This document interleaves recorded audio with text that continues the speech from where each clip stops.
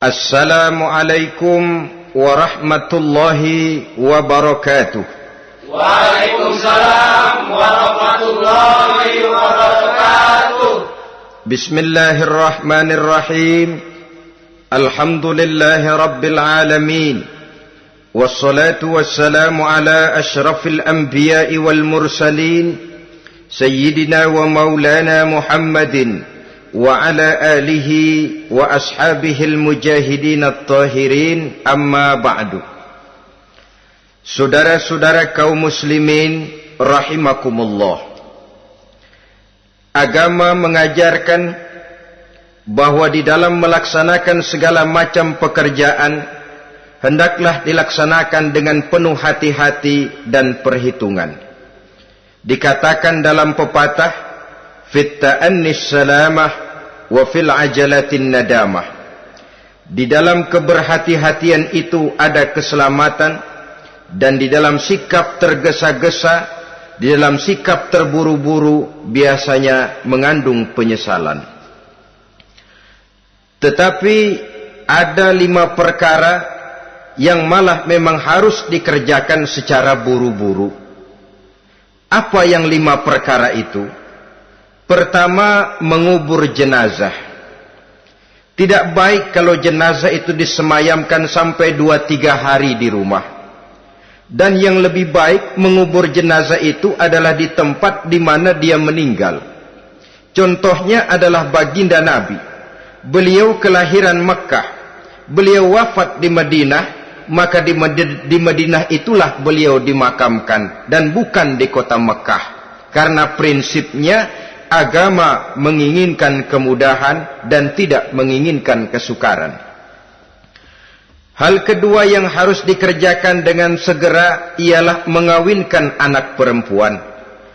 Apabila kita mempunyai anak perempuan, sudah sampai usianya untuk memasuki ambang pintu pernikahan, dan dia sudah minta untuk dinikahkan, maka segeralah orang tua menikahkannya atau mengawinkannya. Sebab biasanya anak perempuan, apalagi di zaman sekarang, kalau tidak segera dikawinkan oleh orang tuanya, dikhawatirkan dia akan kawin sendiri. Dan itu tentu akhirnya akan merepotkan kedua orang tuanya. Hal ketiga yang harus dikerjakan dengan segera dan buru-buru ialah membayar hutang. Apabila kita sudah berhutang kepada seseorang dan sudah ada uang untuk membayarnya, bersegeralah untuk membayar. Sebab kalau ditunda besok, lusa atau hari minggu depan, dikhawatirkan uangnya akan terpakai untuk kepentingan-kepentingan yang lain, dan hutang akan tetap tinggal hutang, tidak pernah terbayar adanya. Hal keempat yang harus disegerakan ialah menghidangkan makanan untuk orang musafir yang kebetulan menjadi tamu di rumah kita. Dan hal yang kelima yang harus dilakukan dengan buru-buru, dengan segera, bertaubat apabila mengerjakan perbuatan dosa. Hal kelima inilah yang akan kita bicarakan pada pertemuan kita kali ini, yaitu tentang taubat kepada Allah Subhanahu wa ta'ala.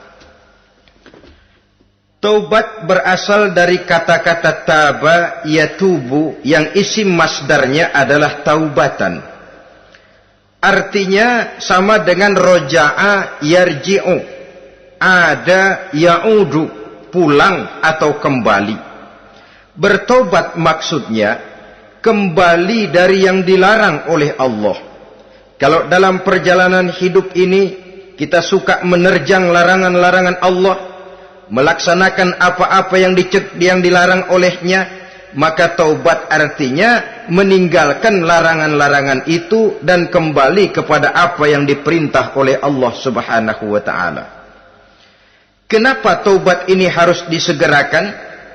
Karena makhluk bernama manusia ini sulit melepaskan diri dari dosa dan salah.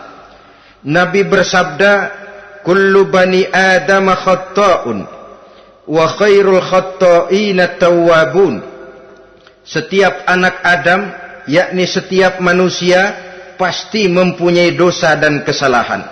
Dan sebaik-baik orang yang mempunyai dosa dan kesalahan ialah orang yang segera bertaubat.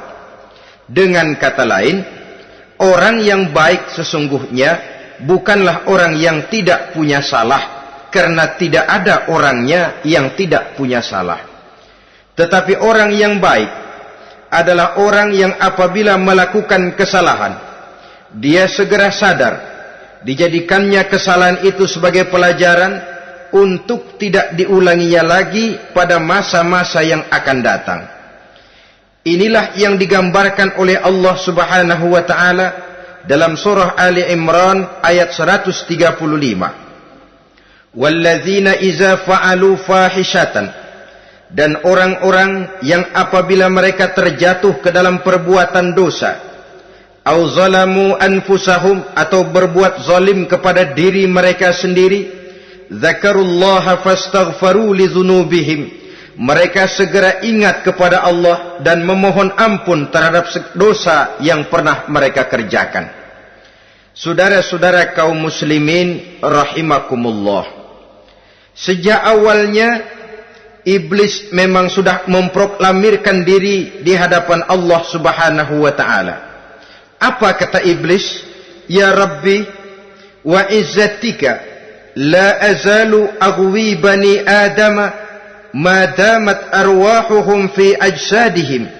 Ya Allah, demi kemuliaan-Mu saya bersumpah, kata iblis, saya akan selalu memperdayakan anak-anak Adam. Saya akan selalu menggoda manusia selama ruh mereka masih ada di dalam jasad mereka. Jadi selama ruh masih ada di dalam jasad, selama itulah iblis akan selalu berusaha menggelincirkan manusia untuk jatuh ke tempat-tempat salah dan ke tempat-tempat dosa. Tetapi kemudian Allah juga memberikan jaminan. Allah menjawab proklamasi iblis ini, wa izzati wa jalali ya mal'un la azalu aghfiru lahum mastaghfaru. Demi kehormatanku, demi kemuliaanku, hai mal'un, hai yang terkutuk, hai iblis, kalaupun engkau selalu memperdayakan manusia, kalaupun engkau selalu menipu dan menggoda mereka sepanjang ruh mereka masih ada di dalam jasad, aku akan senantiasa memberikan ampun kepada mereka sepanjang mereka memohonkan ampun kepadaku. Inilah jaminan dari Allah Subhanahu wa ta'ala. Saudara-saudara kaum muslimin rahimakumullah, oleh karenanya apabila kita berbicara tentang taubat, artinya kita berbicara tentang tingkah laku kita dalam kehidupan sehari-hari. Apa yang harus kita lakukan untuk sempurnanya satu taubat? Pertama, menyesal terhadap dosa yang pernah kita lakukan. Kadang-kadang ada juga orang bertaubat, tapi bukan nyesal terhadap dosa yang dia kerjakan, malah puas katanya.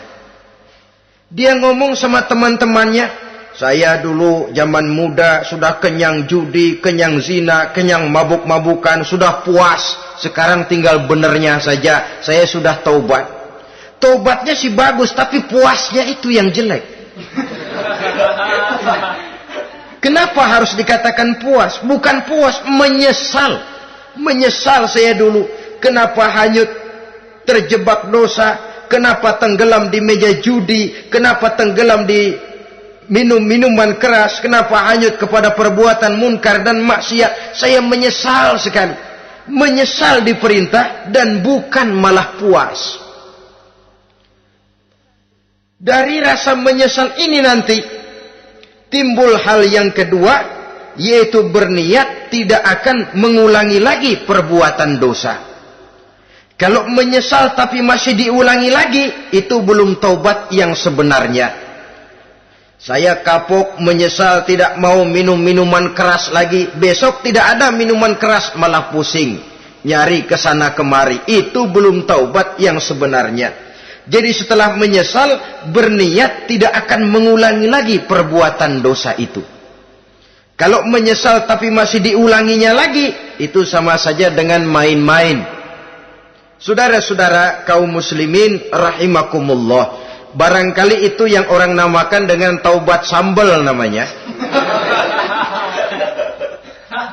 Kita kalau makan nasi pakai sambal, pedesnya bukan main, repot, marah, ngomel. Gila, sambal pedes bukan main, taubat sama sambal. Taubat sama sambal katanya. Tapi 2-3 hari kemudian dia makan lagi, nggak ada sambal, nyari. Kemarin sudah taubat, 2 hari kemudian malah nyari. Ini bukan taubat yang sebenarnya. Penyesalannya tidak diiringi dengan berniat untuk tidak mengulangi perbuatan dosa itu selama-lamanya. Saudara hadirin, kita sudah taubat, tidak mau lagi minum minuman keras. Datang teman, minum ya? Enggak mau. Kenapa? Saya sudah taubat. Yang benar, benar. Kalau dibayarin, tahu dah. Jadi rupanya taubatnya itu cuma karena nggak ada yang bayarin. Begitu datang yang bayarin, berangkat lagi. Itu belum lagi merupakan taubat yang sebenarnya. Begitu juga kita taubat dari meja judi. Pada waktu sudah buras, bangkrut, habis-habisan, mungkin menyesal, mungkin bertaubat. Inilah akibatnya judi, rumah tangga berantakan, harta buras, anak terlantar, uang tidak ada. Taubat, saya tidak mau lagi-lagi tenggelam di meja judi. Pada saat kondisinya bangkrut, itu yang diucapkan. Tapi 2-3 hari, 4-3 minggu, 1 bulan kemudian rezekinya banyak, makmur lagi, usahanya maju lagi, lupa lagi dia kepada ucapan sebelumnya. Akhirnya sedikit demi sedikit tenggelam kembali di meja judi. Ini pun belum merupakan taubat yang sebenarnya. Jadi untuk sempurnanya taubat, yang pertama menyesal terhadap dosa yang telah dilakukan, yang kedua berjanji tidak akan mengulangi lagi, kemudian yang ketiga meninggalkan perbuatan jahat itu untuk selama-lamanya. Dengan kata lain, kalau memang taubat tidak mau minum lagi, talak 3 itu minuman keras. Kalau memang niat tidak akan berjudi lagi, talak 3 itu segala macam bentuk perjudian, meninggalkan perbuatan jahat. Yang keempat, menunaikan semua fardu dan kewajiban.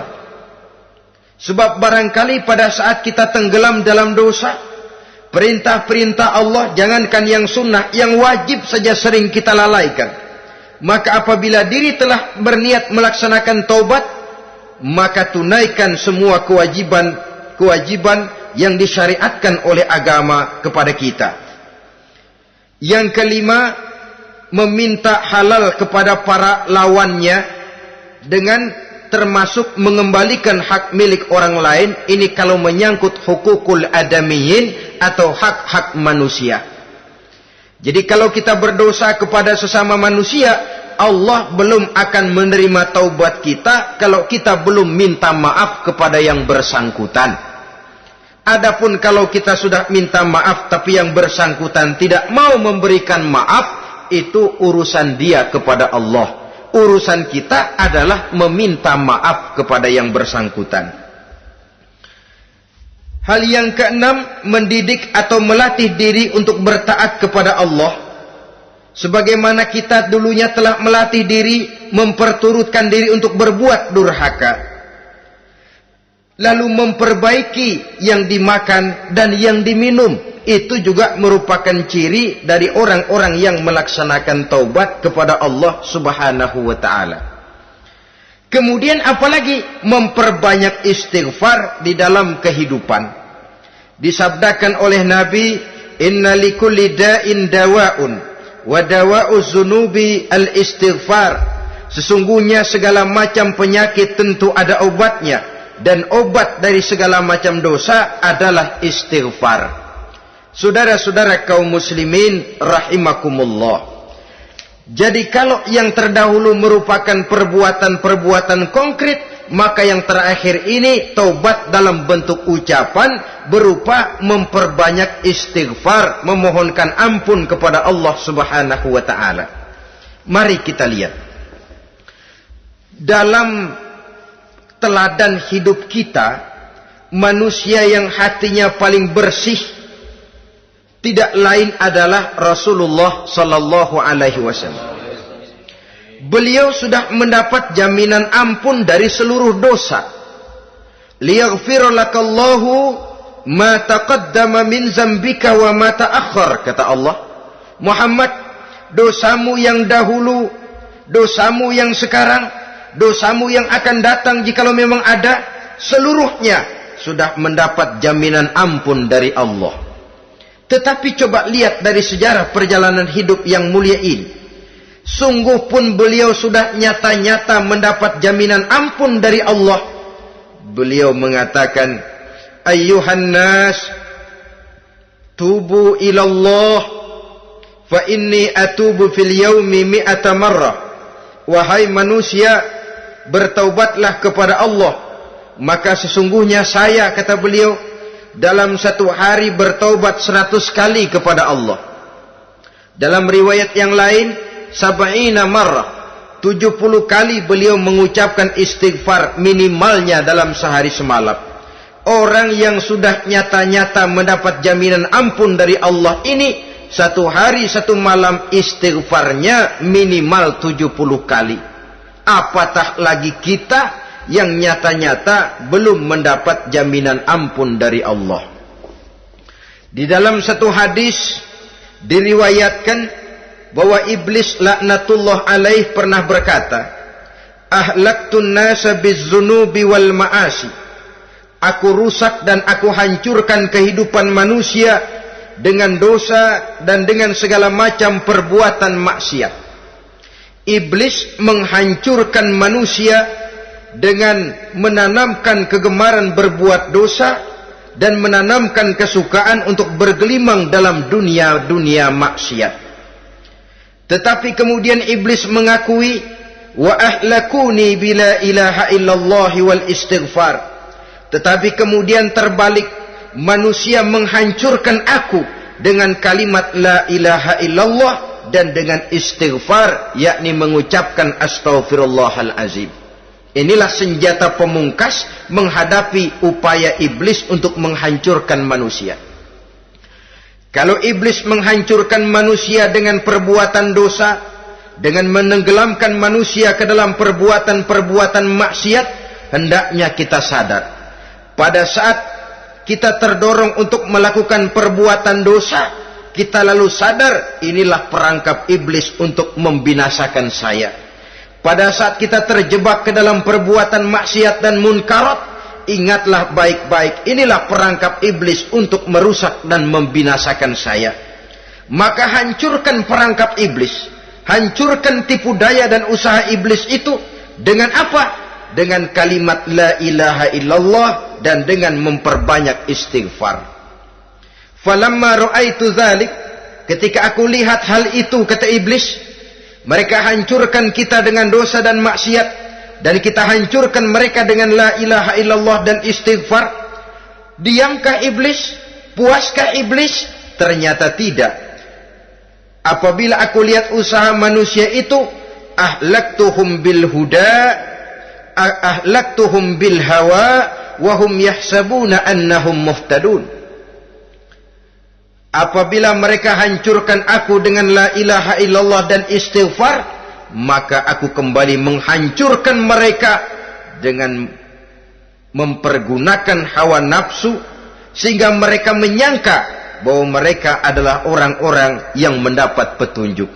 Ditanamkan dalam diri kita perasaan bahwa kitalah orang yang paling benar. Itu pun tipu daya iblis. Maka orang pintar itu baik, tapi merasa pintar itu jelek. Orang benar itu bagus, tapi merasa benar itu tidak baik. Karena biasanya orang kalau sudah merasa benar, lalu cenderung untuk menganggap orang lain tidak benar. Kalau sudah begitu, dia akan mengklaim diri, sayalah orang yang paling benar, yang lain tidak benar semuanya. Itu termasuk perangkap iblis juga. Setelah kita gempur mereka dengan kalimat tahlil dan dengan kalimat istighfar. Saudara-saudara kaum muslimin rahimakumullah, Allah Maha Pengasih dan Maha Penyayang. Ia akan mengampunkan perbuatan yang bersifat salah dari manusia Hanya manusia saja yang kadang-kadang bodoh, tidak mau mengampuni dan memaafkan dirinya sendiri, dengan membiarkan dirinya terseret berlarut-larut dalam dosa tanpa keinginan untuk bertaubat. Sepanjang nafas belum sampai di tenggorokan, sepanjang matahari masih terbit di sebelah timur dan terbenam di sebelah barat, sepanjang itu Allah masih akan menerima taubat seorang hamba. Innallaha yaqbalu taubatal abdi ma lam yugharghir. Allah akan senantiasa menerima taubat seorang hamba sebelum nafasnya sampai di tenggorokan. Apabila nafas sudah sampai di tenggorokan, maka taubat sudah terlambat adanya. Lalu yang konkret di dalam kehidupan ini, apa ciri-ciri dari orang yang melaksanakan taubat itu? Seorang ahli hikmah berkata, pertama, orang yang taubat itu kelihatan bahwa dalam kehidupan ini dia mampu menjaga lidahnya dari ucapan yang berlebih-lebihan, dari ucapan yang tidak ada manfaatnya, dari ucapan yang mengandung dosa, namimah, mengadu domba, dan ucapan-ucapan yang merugikan orang lain. Orang yang taubat kelihatan dari lidahnya. Ini yang konkret. Yang kedua, orang yang taubat itu cirinya tidak ada lagi rasa dengki di hatinya, tidak ada keinginan untuk membenci dan memusuhi orang lain. Kenapa? Dia sudah sibuk memikirkan kekurangan dirinya sendiri, sehingga tidak ada waktu lagi untuk mengorek-ngorek, mencari-cari aib dan kekurangan pada diri orang lain. Ini makna ucapan Nabi, tuba liman syaghalahu aibuhu an uyubin nas. Beruntunglah orang yang kekurangan pada dirinya menyebabkan dia cukup sibuk sehingga tidak sempat mencari-cari dan mengorek-ngorek aib dan kekurangan orang lain. Berbeda dengan orang yang masih jauh dari sikap taubat, selalu berusaha mencari dan mengorek-ngorek kekurangan orang lain, sementara aib dan kekurangan dirinya diumpetin. Ini namanya ilmu kancil. Orang lain disorotin, dia ngaling, ngumpet. Kerjaannya apa? Monten orang lain saja. Dia sendiri tidak mau diponten dan tidak mau memonten dirinya. Akibatnya apa? Sikap introspeksi tidak ada. Sikap mawas diri hilang. Sikap melihat, bercermin terhadap pribadinya sendiri hilang. Yang ada cuma menilai orang lain saja. Jadi adapun orang yang sudah bertaubat ini, di hatinya tidak ada dengki. Melihat orang lain mendapat nikmat, alhamdulillah, dia ikut bersyukur. Lain dengan orang yang jauh dari taubat. Tetangganya dapat nikmat, dia meriang. Tidak senang hatinya melihat orang lain senang. Orang melarat malah tepuk tangan. Saudara hadirin yang saya muliakan, orang yang semacam ini pada hakikatnya selalu disiksa oleh perasaannya sendiri. Kalau tetangganya yang kaya, ditanya kemana dukunnya. Tapi kalau tetangganya jatuh melarat, dia tepuk tangan, gembira bukan main. Lain dengan orang yang sudah bertobat, hasud itu hilang dari dirinya. So hasud inilah yang akan memakan kebaikan yang kita kerjakan. Kata Nabi, hasud itu bisa memakan kebajikan seperti api memakan kayu bakar. Allahu Akbar. Puasa kita, zakat kita, sholat kita, habis keropos dimakan oleh sifat hasud. Tidak terasa, tapi begitu kita punya sifat dengki kepada orang lain, maka sholat kita dimakan oleh dengki tadi, puasa kita dimakan oleh dengki tadi, segala macam kebaikan yang kita kerjakan dimakan oleh si dengki tadi, seperti api memakan kayu bakar, cepat sekali.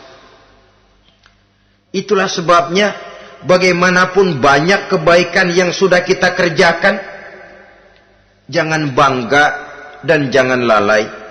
Sebaliknya, bagaimanapun besar dosa dan kesalahan yang pernah kita lakukan, jangan putus asa dari rahmatnya Allah Subhanahu wa ta'ala. Jadi yang kedua, ciri orang yang bertaubat, di hatinya tidak ada dengki dan tidak ada rasa ingin memusuhi orang lain. Dia berhadapan dengan setiap orang dengan modal husnuzon, baik sangka kepada Allah. Tidak a priori. Kadang-kadang ada orang ketemu saja baru tapi sudah punya rasa jelek. Diperturutkannya suuzonnya. Yang ketiga, ciri orang bertaubat itu menjauhkan diri dari pergaul dengan orang-orang jahat. Sebab kita tahu bahwa pergaulan sangat besar pengaruhnya dalam ikut membentuk kepribadian manusia. Asyariku wa fi syarri syarrun. Bersekutu dengan kejahatan biasanya ikut jadi jahat. Walaupun secara langsung tidak melakukan kejahatan, tapi sudah termasuk dalam jamaah yang jahat juga namanya. Saudara-saudara kaum muslimin, bukan berarti orang yang taubat lalu tidak mau bergaul, itu juga mencerminkan keangkuhan diri. Bergaul dia bergaul, tetapi kepada orang-orang yang jahat, ia sekedar menghindarkan diri pergaulannya itu dari kejahatan yang bisa ditimbulkan oleh orang-orang jahat tadi. Ciri yang keempat dari orang yang bertaubat, dia mempersiapkan diri untuk menghadapi mati. Mempersiapkan diri. Sebagaimana kita tahu, kalau kita akan pergi ke luar kota, tentu kita membawa bekal. Makin jauh perjalanan, makin banyak bekal yang harus kita bawa. Hidup ini adalah perjalanan panjang yang kita juga memerlukan bekal dalam kehidupan. Orang yang bertaubat, orang yang mempersiapkan diri untuk menghadapi maut dan menghadapi hari-hari sesudah maut itu datang. Menghadapi kehidupan di alam barzakh, menghadapi kehidupan di alam akhirat dan selanjutnya. Dia mempunyai persiapan sehingga kapan maut datang dia sudah punya persiapan lebih dahulu. Saudara, kalau kita siap dipukul orang, pada saat pukulan itu datang, rasanya sakitnya agak lebih kurang daripada kita tidak pernah siap untuk dipukul. Walaupun bobot pukulannya sama, tapi kita akan lebih punya daya tahan kalau kita sudah siap. Oleh karena itu, orang yang bertobat, orang yang mempunyai persiapan untuk menghadapi mati. Tidak hanya untuk menghadapi mati, tapi juga menghadapi hidup di seberang kematian nanti. Maka karenanya, dia sibuk dengan dunianya, tapi juga dia lebih sibuk dengan akhiratnya. Dia tenggelam dalam berbagai macam kesibukan dunia, lain saat dia memfanakan diri untuk membekali diri menghadapi kehidupan sesudah hidup yang sekarang ini. Ciri-ciri ini tentu akan kelihatan dari gerak hidup seseorang. Saudara-saudara kaum muslimin rahimakumullah. Jadi dengan kata lain, kalau kita kembali kepada surah Ali Imran ayat 135 tadi, apabila dalam kehidupan terjebak kita kepada perbuatan dosa atau zalim kepada diri sendiri, zakarullah, segeralah mengingat Allah, fastaghfaru li dzunubihim, dan segera memperbanyak istighfar, memohon ampun kepada Allah Subhanahu wa taala, sebab dosa dalam Islam hanya bisa ditebus dengan taubat. Bukan dengan uang, bukan dengan beras, bukan juga dengan piagam. Dosa dalam Islam hanya bisa ditebus dengan melaksanakan taubat kepada Allah. Dan untuk bertaubat tidak usah ngulur waktu.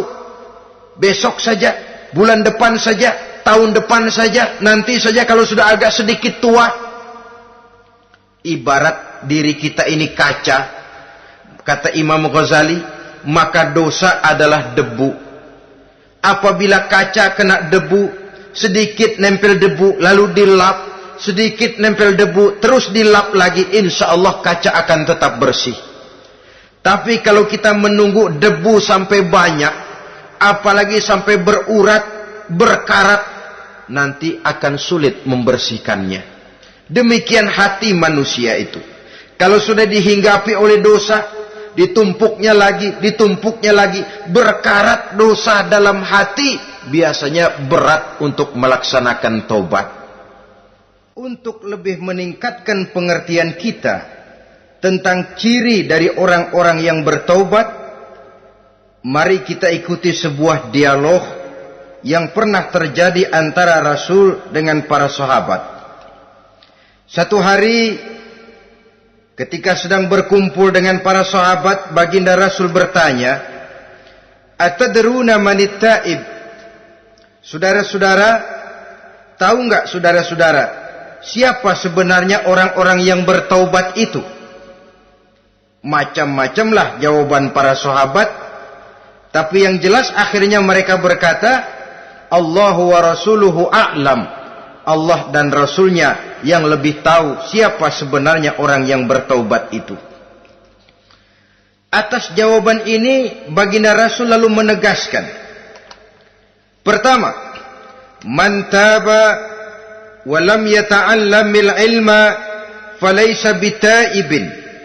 Siapa orang yang mengaku bertaubat kepada Allah, lalu dia tidak mau mencari ilmu, tidak mau belajar, falaysa bitaibin, maka dia belum termasuk orang yang bertaubat.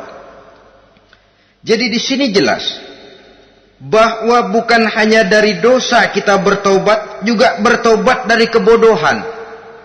Dalam arti tidak membiarkan diri kita bodoh terus menerus. Dengan bahasa anak sekarang, bodoh tapi betah.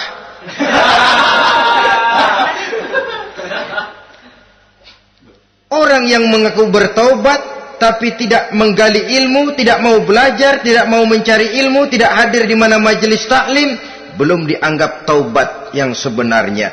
Jadi grafik orang yang taubat itu kelihatan dari kesungguhannya mencari ilmu, menghadiri majelis taklim, menghadiri kuliah-kuliah, ceramah-ceramah dan diskusi-diskusi keagamaan. Rakus dia dengan ilmu pengetahuan agama, sehingga dengan ilmunya taubatnya semakin mantap. Ini ciri yang pertama. Lalu beliau bersabda lagi, wa man taba wa lam yazdad fil ibadati falaysa bitaibin. Barang siapa yang mengaku bertaubat tapi ibadahnya tidak tambah-tambah, maka dia belum termasuk orang yang taubat. Orang yang bertaubat ada grafik peningkatan ibadahnya. Jadi kalau mulutnya taubat, minta ampun, tapi ibadahnya gitu-gitu aja, belum merupakan taubat yang sebenarnya. Jadi pada saat dia melaksanakan taubat, memproklamirkan diri untuk kembali ke jalan Allah, nilai ibadahnya meningkat.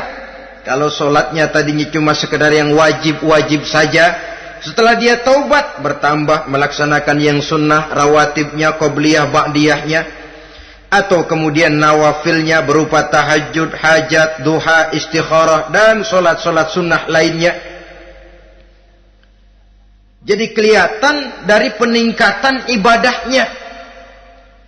Ini ciri yang kedua. Yang ketiga kata Nabi lagi, wa man taba wa lam yardal khusama falaysa bitaibin. Barang siapa yang mengaku bertaubat kepada Allah tapi dia tidak bisa meridhoi musuh-musuhnya, maka belum lagi dia dianggap orang yang bertaubat. Meridhoi, memaafkan musuh. Saudara, memberi maaf itu lebih sulit daripada minta maaf. Tapi memberi maaf lebih mulia daripada minta maaf. Minta maaf gampang, memberi maaf yang sulit. Karena itu orang yang memberi maaf menunjukkan jiwa yang lebih luhur daripada orang yang minta maaf. Sebab apa? Posisi orang yang memberi maaf kan posisi orang yang menang.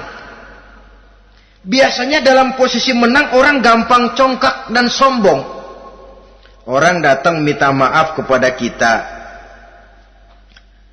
lalu timbul keseganan. Iya, minta maaf sih gampang. Memberi maaf itu yang sulit, tapi itu yang sangat dianjurkan. Dan itu merupakan ciri dari orang-orang yang bertaubat. Lalu apalagi?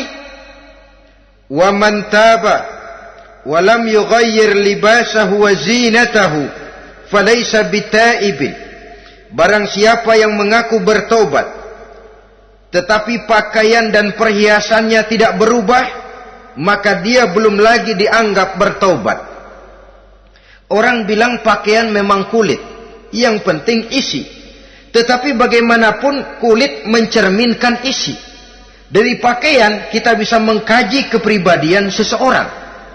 Saya berpendapat bahwa pakaian penting, kulit juga penting. Kulit penting, isi penting. Kulit tanpa isi tidak ada artinya. Isi tanpa kulit juga meragukan orang. Wah, yang penting kan isinya, kulitnya gimana saja. Saya mau tanya, saudara dapat duren di jalanan, isi aja nggak ada kulitnya. Kira-kira dimakan nggak duren itu? Paling kurang akan menimbulkan keraguan. Jangan-jangan sudah dicampur racun ini. Jadi dengan demikian orang yang bertaubat ini kelihatan dari cara berpakaian, cara berhias diri, tidak over. Dia kembali kepada fungsi berpakaian. Dalam Islam kan sesungguhnya fungsi pakaian itu yang paling utama. Pertama, nutup aurat. Itu ukurannya. Yang kedua, pantas. Yang ketiga, baru soal mode. Di zaman kita sekarang terbalik. Mode nomor 1, pantas belakangan, nutup aurat apa tidak nomor 16.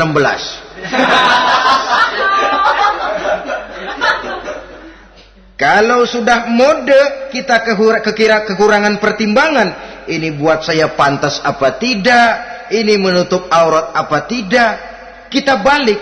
Padahal fungsi berpakaian dalam Islam tujuan utamanya pertama nutup aurat.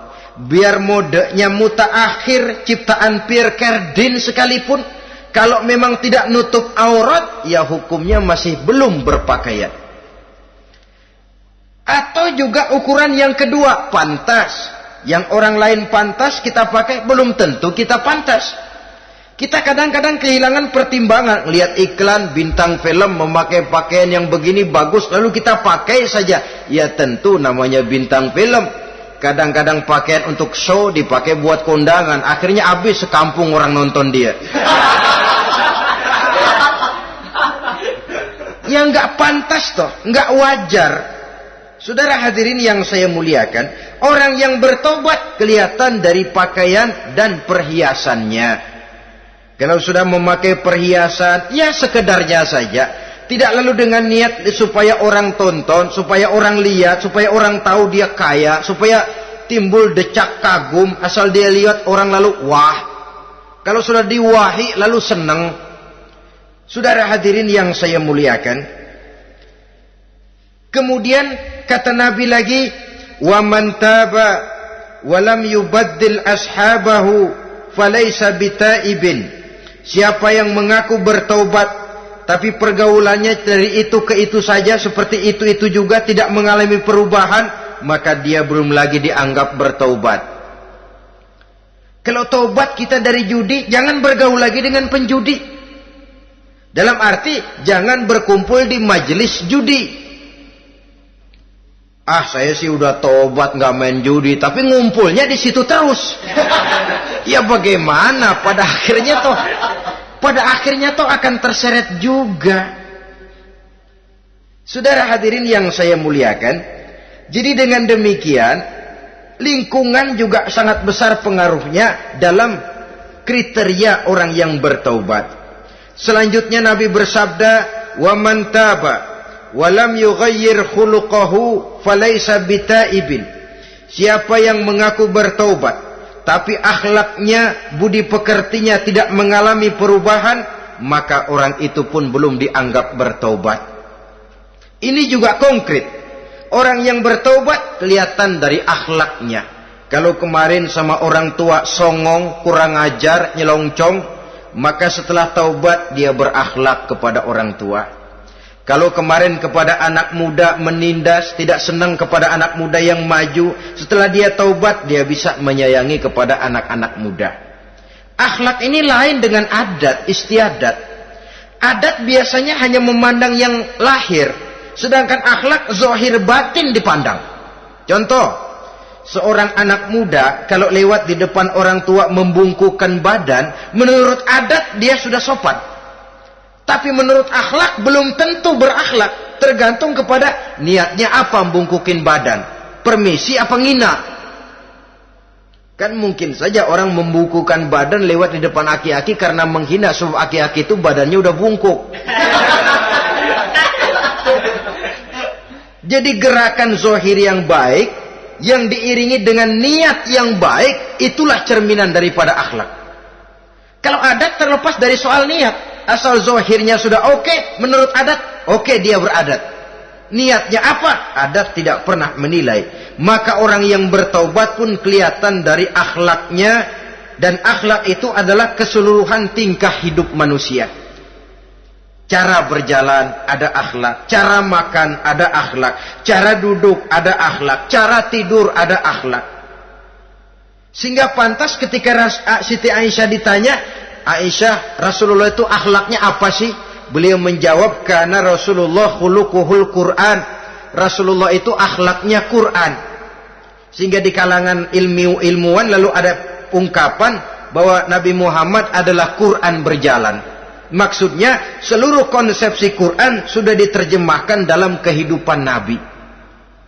Maka tidak heran kalau Islam mengatur kehidupan manusia sejak yang sekecil-kecilnya sampai yang sebesar-besarnya.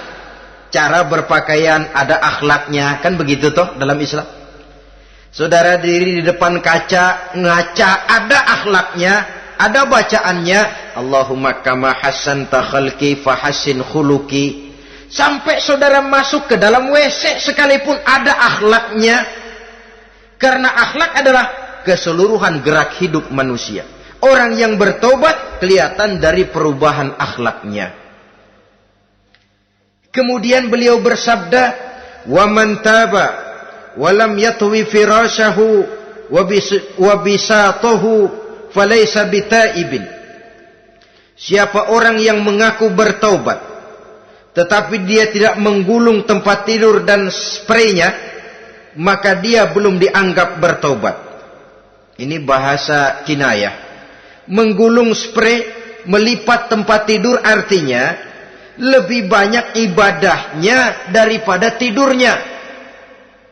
Kalau ngaku taubat tapi sehari 24 jam, 22 jam tidur, cuma 2 jam ibadah, ya belum mencapai kriteria itu. Dengan kata lain, orang apabila sudah memproklamirkan diri untuk taubat, menyingsingkan lengan baju, melipat spray, menggulung tempat tidur. Bukan berarti dia tidak tidur-tidur, tetapi bersiap diri untuk melaksanakan ibadah yang pada saat dia terjebak dalam dosa, sudah banyak ibadah yang ditinggalkannya. Saudara-saudara kaum muslimin rahimakumullah. Kemudian beliau bersabda pula, "Wa man taba wa lam yatasaddaq falaysa bitaibin." Barang siapa yang mengaku bertobat, kemudian dia tidak menyedekahkan karunia yang diberikan Allah kepadanya, maka taubatnya belum lagi dianggap taubat yang sebenarnya. Faman istabana minal abdi hazihil khisal fahuwa taibun haqqa. Apabila nyata tanda-tanda ini pada diri seorang hamba, maka barulah taubatnya dinamakan taubat yang sebenarnya. Jadi untuk taubat itu ada 2 jalan yang bisa kita tempuh. Pertama, taubat dengan lisan, taubat dengan ucapan. Dalam artian apa? Memperbanyak istighfar. Istighfar yang mana? Yang mana yang mungkin saja. Kalau waktunya sempit ya istighfar yang pendek-pendek. Astaghfirullah, astaghfirullah, astaghfirullah. Mau yang lebih panjang, astaghfirullahalazim allazi la ilaha illa huwal hayyul qayyum wa atubu ilaih min jami'il ma'asi waz zunub la haula wala quwwata illa billahil aliyyil azim. Ada waktu yang lebih panjang lagi membaca sayyidul istighfar. Tiap kali berbuat jahat, tiap kali diiringi dengan istighfar. Nah, ini yang bisa runtuh dengan istighfar ini dosa apa? Dosa yang ringan, dosa yang biasanya dilakukan oleh panca indera kita. Mata, Ini dosa mata, insya Allah bisa runtuh dengan istighfar. Ngelihat yang haram, cepat nunduk. Astagfirullah. Habis nunduk, jangan ngeliatin lagi. Kadang-kadang ngelihat nunduk, istighfar, melotot lagi, istighfar lagi.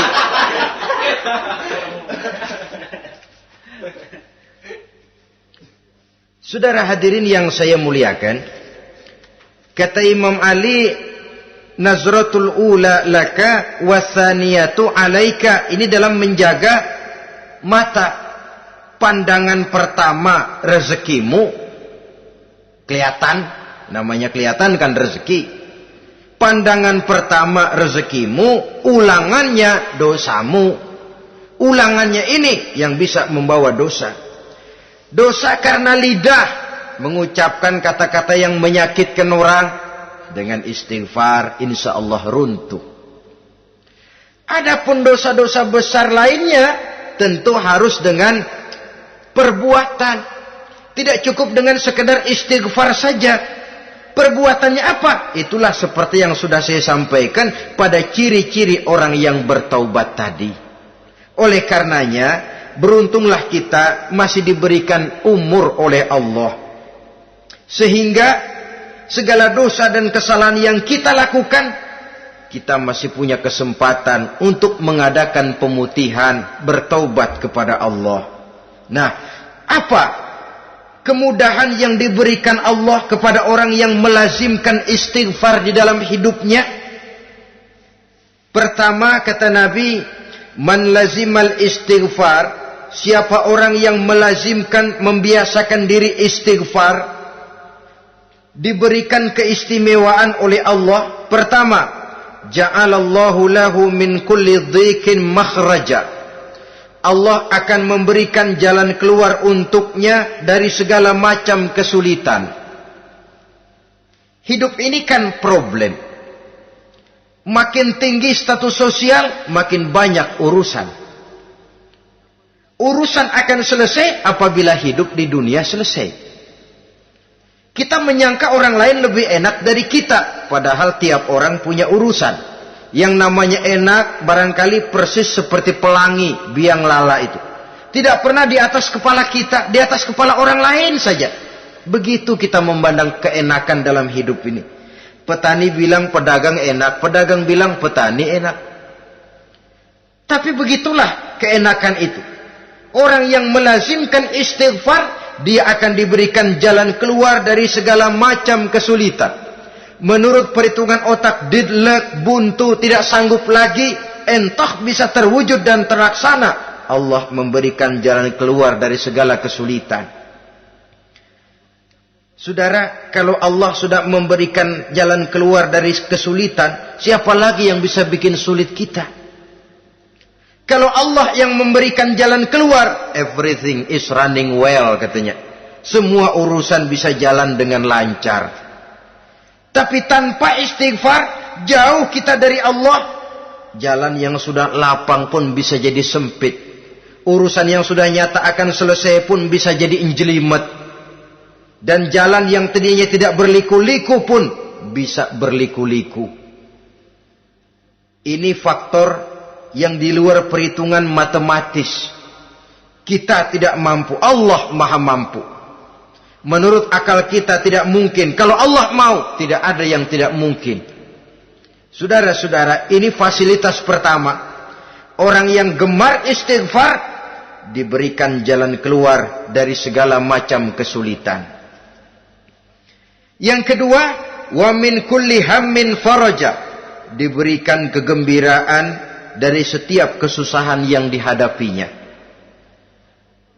Ada saja faktor-faktor yang mendatangkan kegembiraan, yang mendatangkan refreshing di dalam kehidupannya, sehingga dia tidak lalu merasa jalannya buntu, tidak merasa kesulitannya tidak pernah terselesaikan.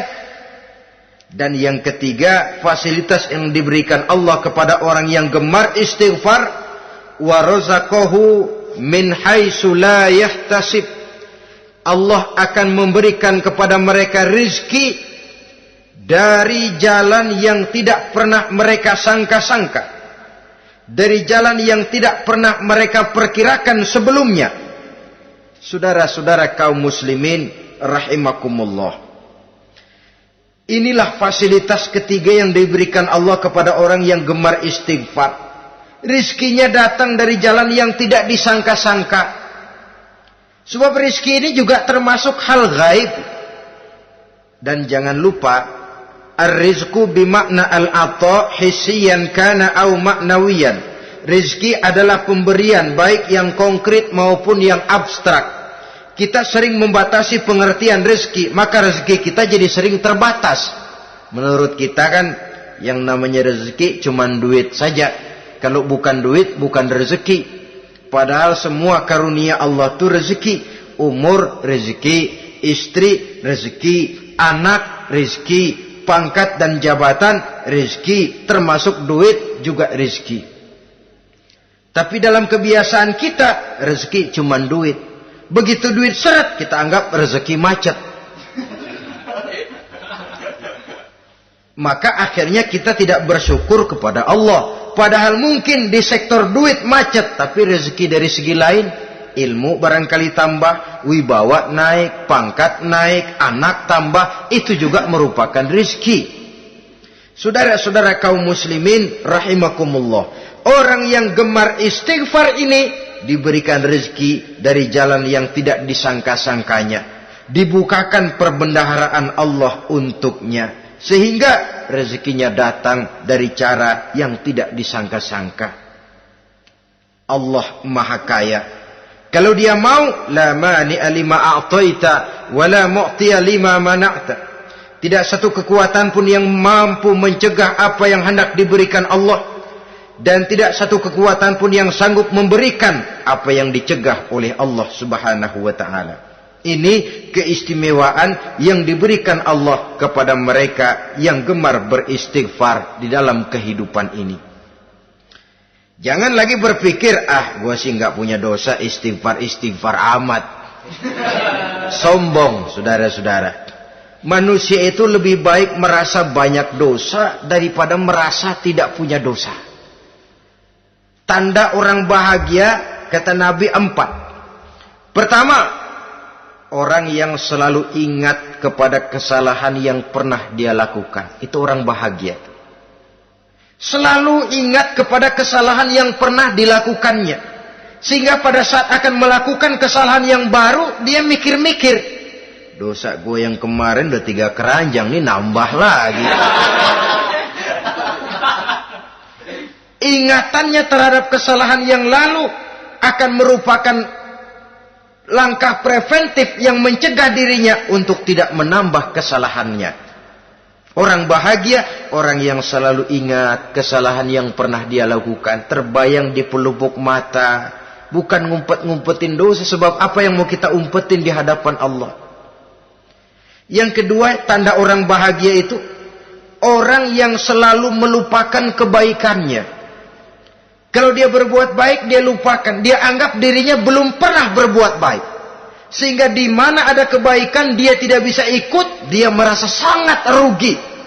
Sebab dia anggap dirinya belum pernah berbuat baik. Yang ketiga, tanda orang bahagia. Dalam urusan dunia, dia lihat ke bawah. Sehingga timbul rasa syukurnya. Bahwa kalau dia sengsara masih banyak yang lebih sengsara dari dia. Bahwa kalau dia miskin masih jauh lebih banyak yang miskin dari dia. Bahwa kalau dia menemui kesulitan masih banyak yang jauh lebih sulit dari dia. Dengan cara itu jiwanya akan lapang, hidupnya akan tenang, dan dia tidak pernah ingkar kepada nikmat yang diberikan Allah. Sebaliknya yang keempat, tanda orang bahagia itu dalam urusan akhirat dia lihat ke atas. Dunia, lihat yang bawah. Akhirat, lihat yang atas. Kalau dia bisa sholat, kenapa saya tidak? Kalau dia sanggup puasa, kenapa saya tidak? Kalau dia bisa baca Quran, kenapa saya tidak? Timbul panas, nyontoh ibadah mendatangkan kebahagiaan. Rakus ibadah malah dianjurkan. Rakus dunia malah tercela. Nah, lawanannya orang celaka, saudara-saudara. Orang celaka juga tandanya 4 lawanan yang tadi itu. Pertama, orang yang selalu melupakan kesalahannya. Kalau berbuat dosa lupa, sok bersih. Alah, dosa gue mah dikit.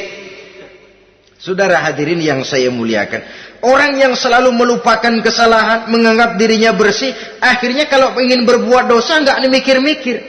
Tidak ada lagi yang ditimbang-timbang. Selanjutnya, yang kedua, orang celaka itu orang yang selalu mengingat kebaikannya. Akhirnya apa? Timbul sifat nepuk dada, membanggakan jasa. Lahirlah pahlawan-pahlawan kesiangan. Selalu membanggakan diri, nepuk dada. Kalau enggak saya, kalau enggak saya. Itu masjid, kalau enggak saya. Itu pesantren, kalau enggak saya. Itu umat, kalau enggak saya. Kalau enggak saya. Memangnya kalau enggak sampean kenapa? Orang yang celaka adalah orang yang selalu menghitung-hitung kebaikan yang pernah dikerjakannya. Keikhlasannya kurang, makin dia hitung, makin kurang nilai pahalanya itu. Makanya kalau berbuat baik, ya anggap saja buang sampah, gak usah ditengok-tengok, gak usah diingat-ingat, dan gak usah mengharap orang yang kita tempat berbuat baik akan membalas kebaikan. Saudara hadirin yang saya muliakan,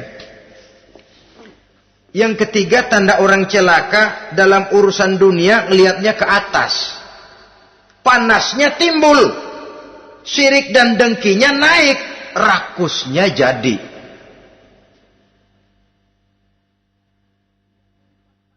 Timbul sifat panasnya itu. Tidak mau ngerti. Kalau tetangga saya bisa beli kulkas, kenapa saya tidak? Kalau tetangga saya bisa beli motor, kenapa saya tidak? Kalau tetangga saya bisa beli mobil, kenapa saya tidak? Gaji nggak cukup, tuyul piara.